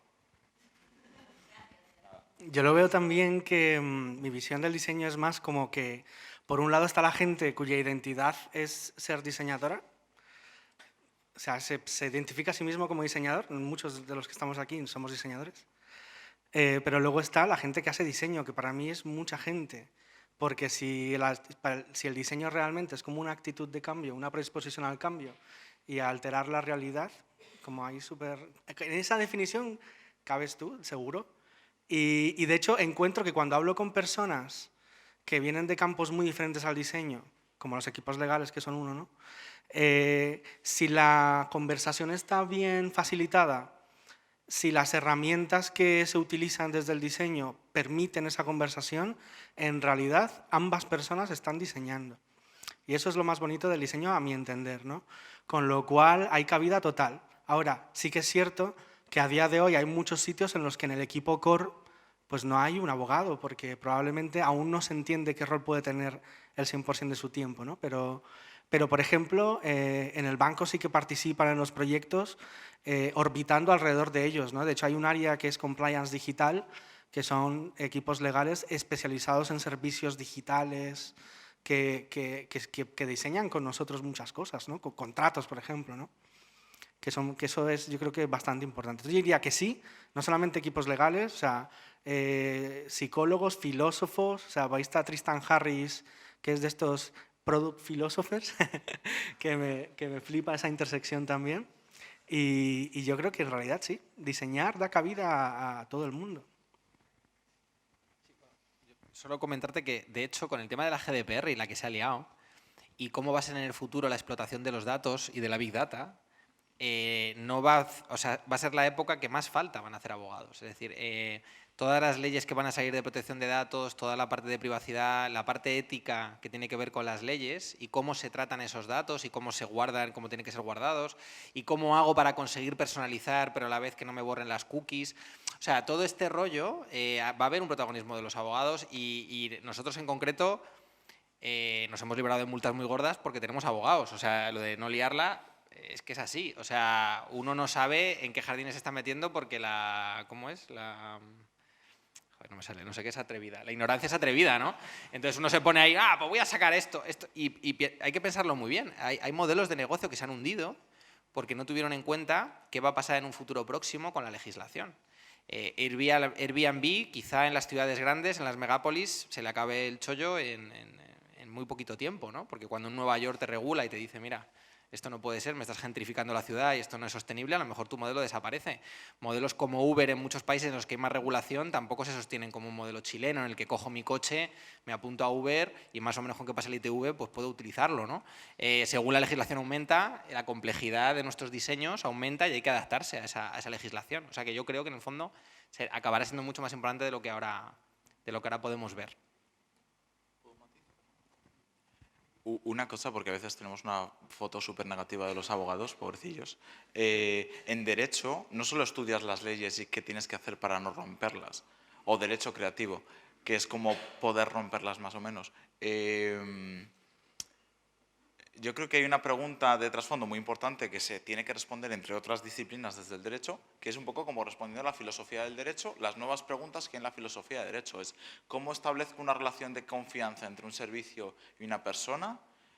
Porque no estamos respondiendo bien a esa pregunta. O sea, desde cosas muy triviales a los términos y condiciones no están cumpliendo esa labor y eso ya no es la implementación técnica legal de qué escribo, qué párrafos escribo. Eso ya es reflexionar sobre cómo establezco una relación de confianza desde el punto de vista legal que sea segura para ambas partes y a lo mejor la respuesta es cambiar cómo hacemos los contratos. No sé. O sea, quiero decir que hay una forma positiva de pensar el mundo legal que es al final crear un sistema normativo que facilite la cooperación, la cohesión, o bueno, lo que queramos facilitar, y eso también es derecho.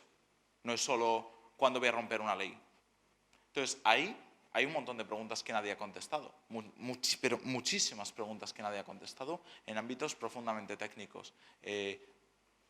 Las blockchains es un gran problema legal en muchísimos puntos de vista, no solo en si rompo una ley o no rompo una ley, sino qué legislamos, cómo legislamos, la gestión de tecnologías de información, el entrenamiento de modelos, dónde se hace, hasta qué punto es mi dato o no es mi dato. O sea, hay como reflexión profunda filosófica, que para mí es profundamente legal, porque yo tengo familiares que estudian Derecho y sus libros de filosofía de Derecho hablan de eso.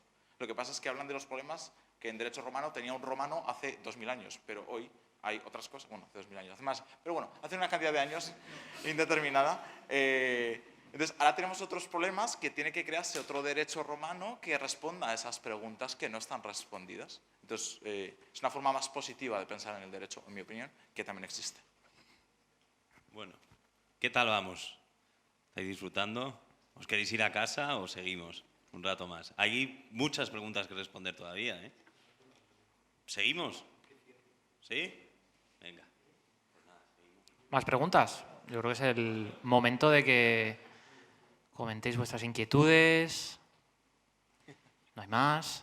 ¿Puedo hacer una pregunta ya al público? Por supuesto. Em, Vamos a cambiar los roles, ¿no? Un poco. ¿Cuántos de vosotros consideráis o estáis considerando o estáis ya en ello, pivotando vuestra carrera hacia algo parecido a lo que se ha contado aquí? ¿Vale? Bien. Los que no, porque... ¿Cuántos ya estáis? O sea, ¿cuántos ya no estáis pivotando, sino que diríais, yo ya me identifico como uno de estos roles? Vale, por curiosidad, ¿vale? ¿Los demás? No. Es que, ahora que ha hecho la pregunta Andrés, yo siempre he tenido cierta curiosidad por la definición personal, o sea, cómo me defino yo a mí mismo. O sea, yo soy un trekkie. ¿Por qué? Porque para mí es parte de mi persona que me gusta Star Trek, por ejemplo. Es una broma, ¿no es así? Me encanta Pokémon. Pues yo soy un Pokéfan. Pues es lo que soy. Pero eso lo decido yo en cierta medida. Entonces, por ejemplo, yo nunca me considero un diseñador, pero estoy convencido que a veces he diseñado. Entonces, a veces me da como corte decir que he diseñado. ¿He diseñado o no he diseñado? No lo sé. ¿He pintado cosas? Es una broma, lo de pintar. Entonces, bueno, quería ver qué opináis vosotros sobre vosotros mismos. En mi caso, por ejemplo, he ido como sacando coletillas, ¿no? Empecé diseño gráfico, luego diseño web, luego interacción, luego UX y ahora diseño. Fin. No, sí, porque ya es como, vale, sí, evoluciono, la cosa va cambiando, tal, evolucionan los perfiles, tú también, creces, conoces nuevas empresas, tal, pero al final lo que persiste solo es. Creo que había una así. Había tres. Buah, yo así ya no voy al gimnasio. Vas a ahorrar dinero entonces.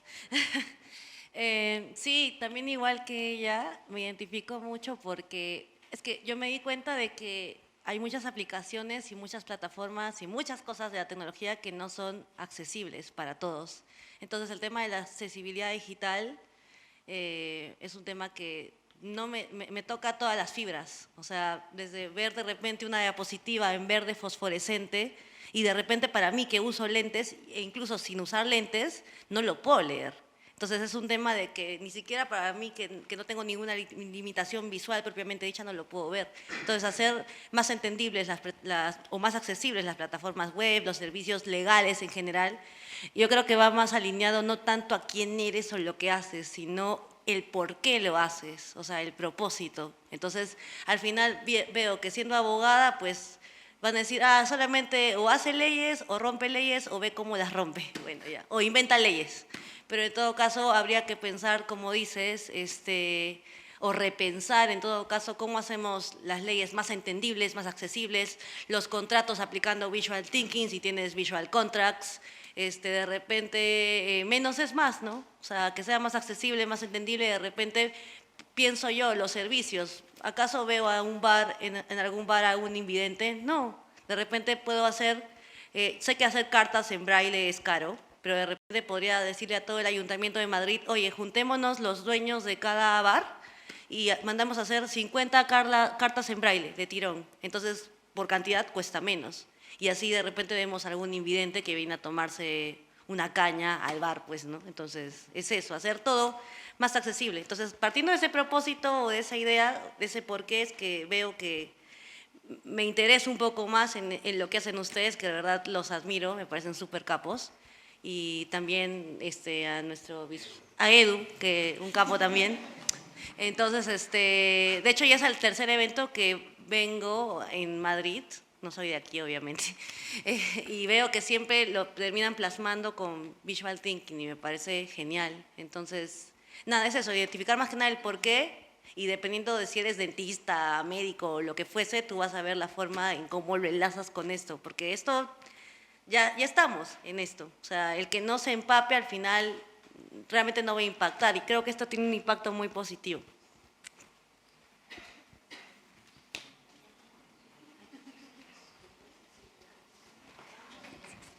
Hola, yo me quedé con lo que había, la primera frase que dijiste vos en el juego, que en realidad a la hora de buscar trabajo es verdad que es difícil encajarte porque vos entras en LinkedIn y te piden como títulos, experiencia, te catalogan como UX designer o lo que fuere. A mí personalmente me cuesta a la hora de buscar trabajo encajarme en alguno de esos, porque yo voy mucho más por las skills que por los estudios que tengo. Soy diseñadora gráfica y no me considero diseñadora gráfica, entonces tampoco sé yo dónde encajar, a qué aplicar, porque digo, yo como diseñadora gráfica tengo skills que son nada que ver, entonces digo, ¿para dónde voy? Y sigo con esa como cuestión de no saber qué hacer con mi vida laboral, digamos. O sea, estoy trabajando, pero no encuentro lo que me gusta justamente porque no pego mis skills con un trabajo, digamos. ¿Se entiende? Eres diseñadora gráfica, ¿no? Has dicho, yo me defino como diseñadora gráfica, pero luego tengo otros skills que no soy capaz de casarlos con las ofertas que hay. ¿Te he entendido? Como que para los diseñadores gráficos piden una serie de ofertas y se enfocan en quizás eso, lo que vos decís, la experiencia, y no sé, y a ver, no, sacá lo de diseño gráfico. Es más, por ejemplo, un UX. Yo soy diseñadora gráfica. Entonces, cuando voy a aplicar un puesto, en general me encajan para el UI. Pero a mí me interesa más toda la parte de UX. ¿Se entiende? Mis skills son más parecidos a los de un UX que los de un UI. Y además que la barrera muchas veces, y sobre todo en las ofertas, se difumina y que pues a lo mejor dentro de la parte de UX se hace un poquito de UI y al revés. Entonces, yo como te decía, Sonia, aplica, no tengas miedo. Claro, pero por experiencia te encajan. ¿Perdón?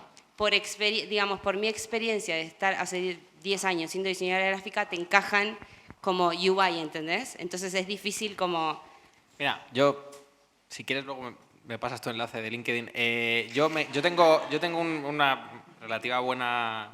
Yo el postureo es un tema que hay que hacer en esta industria, ¿vale? Es así. Bueno, aquí estamos.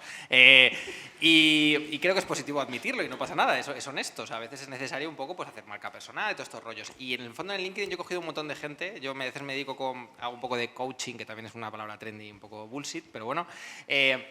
A coger perfiles de este tipo y decir, bueno... Hacías diseño más arte final, pero en el fondo aquí había arquitectura de información. En el fondo tú hiciste algún tipo de análisis de research para decidir esto. En el fondo, y vas rascando, y al final sí que hacías UX hace 5 años. Y es solo cuestión de, bueno, pivotar un poquito, echar un poquito de jeta y, evidentemente, hacer mucho proyecto personal, hacer cosas... sin dinero, por ti misma, montarte tus historias para que el portfolio tenga un poquito más de peso y encaje. Pero, de verdad, os lo digo en serio, si es que yo lo digo, yo hacía Flash. Quiero decir, lo que pasa es que luego me hice un posgrado de Human Computer Interaction, pero me hice el posgrado de Human Computer Interaction cuando ya hacía temas de Human Computer Interaction, ya hacía accesibilidad, ya hacía usabilidad. O sea, la mitad de los que estamos aquí hemos sido, bueno, yo pues soy un poco más antiguo, pero... que no os preocupéis mucho, no sé si me estoy explicando, porque es que el mercado ni siquiera sabe lo que quiere, entonces tampoco es tan deshonesto mentirle un poco, porque es que ellos tampoco saben muy bien qué están buscando, de verdad os lo digo. O sea, mis entrevistas a veces han sido de un nivel de surrealismo que era como, pero si es que no sabes, si lo que le estás preguntando no tiene ningún sentido, o sea, me estás diciendo cosas que no tienen ni pie ni cabeza. O esas obsesiones por, pero sabes mucho de InVision, pero no has hecho nada en Marvel App. Tío, Marvel App lo aprendo en 10 minutos, en 10 minutos. Quiero decir, no hay ningún problema. Pero sabes mucho de Sketch, pero nunca has hecho Axure. Pues Axure en vez de minutos, 2 días. Quiero decir que... porque es un poquito... Bueno... a ver, ¿me estáis entendiendo? O sea, que no os dé vergüenza ni tal, porque todos los que hemos llegado a algún lado hemos maquillado mucho muchas de las cosas que teóricamente hacíamos, porque si no, no hay manera de entrar. Porque es que no saben ni lo que están buscando. Y os lo digo de verdad. A ver, no digas que eres... desarrolladora JavaScript, arquitecto de JavaScript, si no sabes escribir no hay nada de código, porque ahí hay cosas que no. Pero es verdad que en el fondo casi todos habéis hecho muchas más cosas de las que pensáis que habéis hecho, y si analizáis desde un rollo un poquito más, venga, voy a maquillar esto, pero no siendo deshonesto, sino, ¿esto era arquitectura de información? Lo era. ¿Esto era un poquito de UX Writer? Seguramente lo era. Esto era un poquito... Es que sí que lo era, solo que no tenía el nombre fancy que le hemos puesto ahora. Pero ya está. Yo es que soy un poquito así de desmitificar mucho, pero lo digo en plan bien. Yo te iba a decir que creo que el problema es que gente que piense como vosotros en ese aspecto, creo que hay poquitos, y la gente como nosotros que tenemos que acceder a esos puestos, el primer filtro que pasamos es de gente más cuadriculada, entonces es muy difícil llegar a a alguien, pues como vosotros a lo mejor, que decir, es que tienes una soft skill que me interesan por esto. Entonces, esa es la barrera que creo que nos encasilla y nos cuesta. Y es eso, es... Hay que mentir hasta llegar a la persona técnica. Exactamente. Que realmente te va a decir que le has vendido humo. Es ir de cabeza para meter la cabeza por cojones y luego ya ahí te va a definir, creo. No pasa nada. Al final, el que sabe al final de todo te despedirá. Y si no hay nadie que sabe, pues Santa Pascuas. Que digo, entras ahí en el reino de Guascón, una voz. Un par de preguntas más. Sí. Gonzalo. Ya puede ser buena la pregunta. Hola. Yo iba a dejarla esta pregunta a nivel personal para los vinos, pero como ya ha salido, pues aquí estamos, porque yo creo que probablemente mi pregunta responda a la de muchos. Yo he venido para aclararme qué era. Y me voy un poco con las mismas dudas, porque soy un poco de todo, pero en realidad es verdad, porque dices, sí, de base somos diseñadores, pero es que también hablo muchísimo con negocio y definimos un poco el producto. UX en mi empresa, como es muy dinosaurio, todavía no se hace mucho, aunque me hice el curso con Sergio de UX, pero eso lamentablemente todavía no ha calado. Pero bueno, es verdad que luego interacciono mucho con los maquetadores, hablo muchísimo con desarrollo antes de hacer nada porque tengo que tener muy en cuenta lo que es posible hacer y lo que no, y los tiempos y los sprints y los plazos y el dinero y si tenemos que externalizarlo o no. Vuelvo a negocio, se lo digo, se lo traduzco para que él lo entienda porque a lo mejor como ellos me dicen a mí no me hablas de chifli-chuflis que no me entero, entonces yo se lo traduzco. Entonces en realidad soy facilitadora, como decíais también, pero digo, ¿pero qué soy? Digo, porque me gustaría pegar un paso y irme de allí y hacer otras cosas, pero digo, no sé cómo venderme exactamente, digo, porque sé que soy muchas cosas. Y es que justo el otro día me decían, a lo mejor un poco product manager. Digo, ¿product manager? ¿En serio? Digo, a ver, LinkedIn, product manager, digo, y me pongo a leer, digo, ¿soy esto realmente? Y yo creo que no, no sé, y digo, pero claro, nivel técnico muy grande no tengo, pero sí me entiendo muy bien con desarrollo. O sea, a lo mejor no sé de desarrollo, pero sí sé cómo tengo que preparar un trabajo o qué necesitan los maquetadores o cómo entenderme con ellos para que todo llegue a buen fin. Al final es un poco tener mucha empatía con todas las patas y con todos los stakeholders para llevar un proyecto a fin. Entonces, bueno, pues mi pregunta era un poco, ¿qué soy? ¿Cómo me vendo? ¿Qué soy? Difícil, ¿eh? Tengo un consultorio.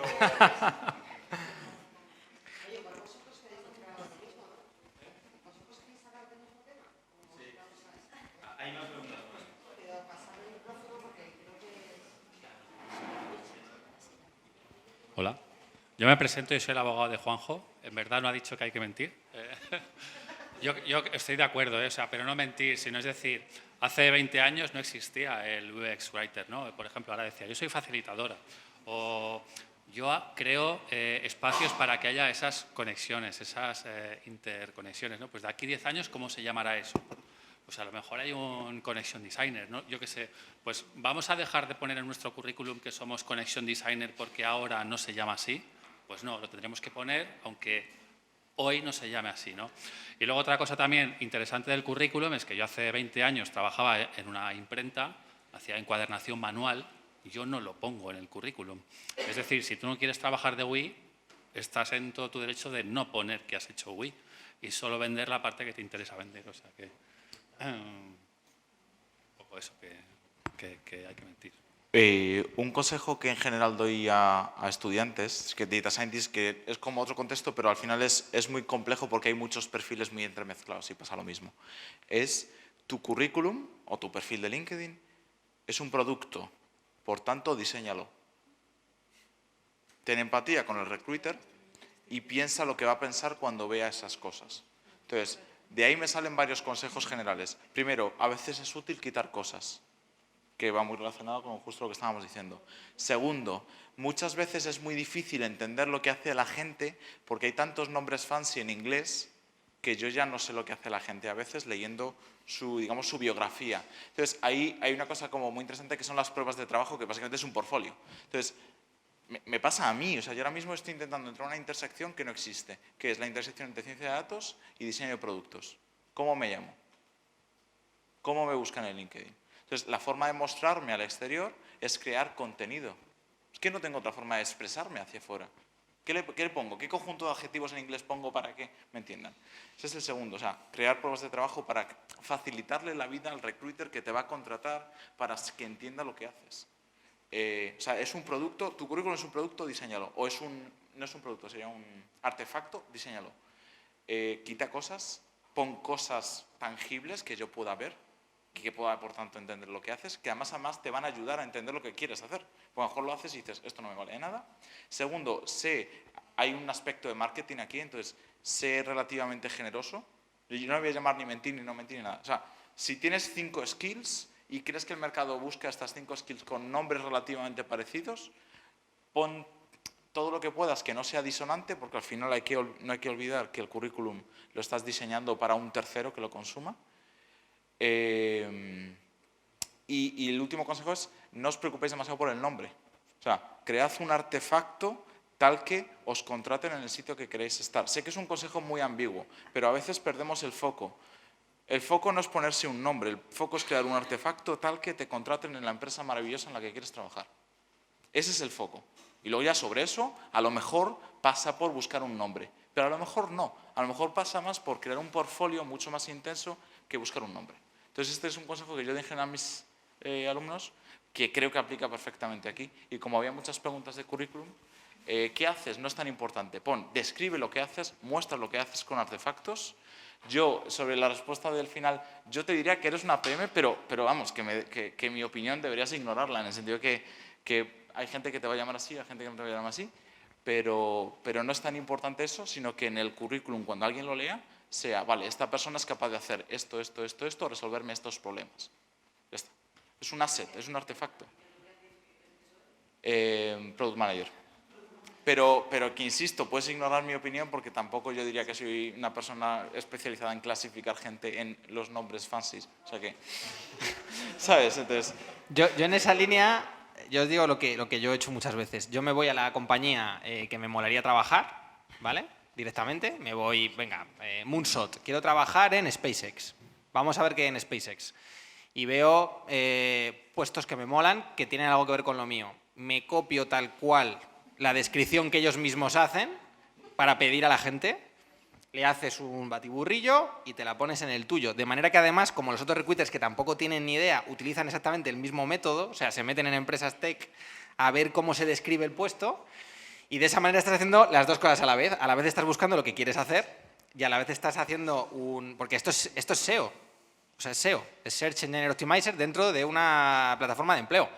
Y punto pelota. Para que tu artefacto, tu web, aparezca mejor. Y ya está. O sea, y luego ya... A ver, que si vendéis todo el rato humo, acabaréis en la calle igual. Quiere decir que luego hay que currarse el portfolio, tener cositas y trabajar, ¿no? Y publicar. Pero que realmente al final yo me di cuenta cuando entré, es que funciona. O sea, funciona porque tú ves, por ejemplo, cómo describe un puesto de UX Airbnb es un puesto de UX. Un puesto de UX Research de otra compañía es un puesto de UX Research. O sea, uno puede encontrar descripciones en esas páginas de empresas guays a las que a uno le gustaría trabajar, puede encontrar descripciones que le valgan para hacerlo.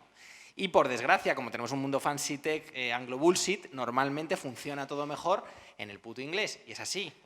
O sea, no es así y punto. Entonces no os empeñéis en seguir poniendo porque tenéis mucho amor patrio. O sea, lo que funciona y lo que está buscando el recruiter lo está buscando en inglés, ¿vale? Entonces es muy normal que se busque en inglés toda esa historia porque ellos mismos no saben dónde se están parando. Yo aquí voy a darle la vuelta a todo esto.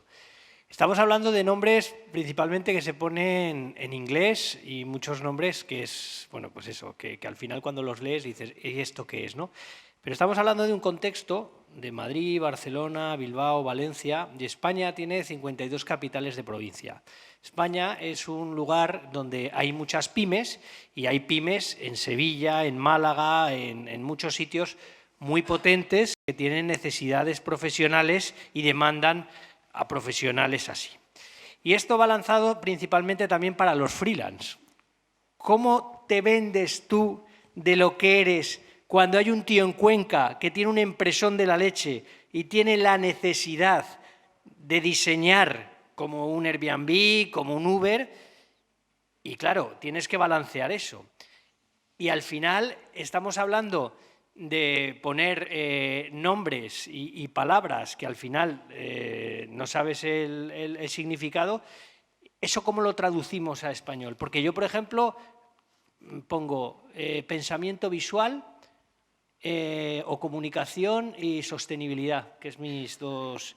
Y a partir de ahí yo hago muchas cosas de las que están aquí, pero mi público no es la gran empresa, no es un reclutador. Es un tío que me pague donde sea y voy.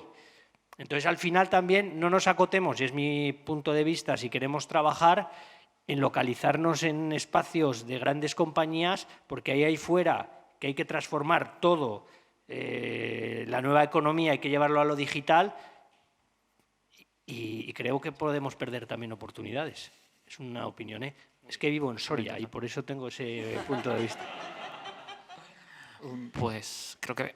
Bueno, en relación a esto, a ver, es que a mí me parecía como que todo este batiburrillo de matices, de perfiles, era lo de Netflix, de los 75.000 categorías, pues era como que al final cada uno de nosotros somos una de esas categorías, pero que tiene matices de las otras 74.999. Entonces como que cada uno es único, pero eso impide que al final te pongas una categoría que te pueden buscar. Pero luego es que aparte, lo que veo es como que dándole un poco la vuelta, como que tú, aunque te pongas una etiqueta y dices, voy a ser diseñador y voy a ir de sobrado y decir, no tengo el matiz para que valga para todo y ya elegiré. Pero es que luego resulta que cuando ves las ofertas de las empresas, hay una cosa que tú no puedes descubrir más que si accedes a esa oferta, que es saber la cultura de empresa, cómo determina que ese perfil internamente funciona, porque te pueden poner una descripción, pero es que luego resulta que dices, ah, vale, pues aquí tal, y de pronto dices, ah, pues en esta empresa que ponen en esta oferta tal, resulta que no hacen esto, a pesar de que lo pone, porque o lo ha escrito otra persona o porque el día a día le lleva por otros derroteros. Entonces, como que al final es como que hay una imposibilidad de match entre ambas partes y que además no nos podemos ni etiquetar ni descubrir qué es lo que buscan. O sea, no sé, es como... Yo creo que eso también lleva como a la frustración. La mitad de las ¿no? entrevistas que he hecho eran más interrogar yo a la compañía.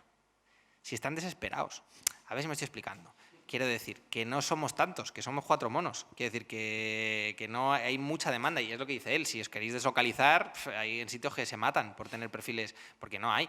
Entonces, creo que también hay que llegar a la entrevista para poder decir, no, cuéntame tú a mí, ¿a qué os dedicáis? Y ya veo yo si esto va o no va. Porque a veces es lo que tú dices, que te venden una historia y luego la historia no tiene nada que ver con la realidad. Y claro, lo que pasa es que debería trauma. poder ser más fácil llegar a, no hace falta, o sea, lo mismo que las empresas tiran de currículums y dicen este no, que tú no tienes tanta facilidad de decir esta no, porque ese matiz de qué significa este rol en esta empresa, a lo mejor tienes que llegar a una entrevista para descubrir este no, y te ha llevado pues, a adaptar el currículum a una empresa y mentir 200 veces para llegar al puesto, lo que has dicho tú, ¿no? Entonces al final es como que supone un esfuerzo muchas veces descomunal para algo que luego dices, ah, pues no me interesaba, no sé.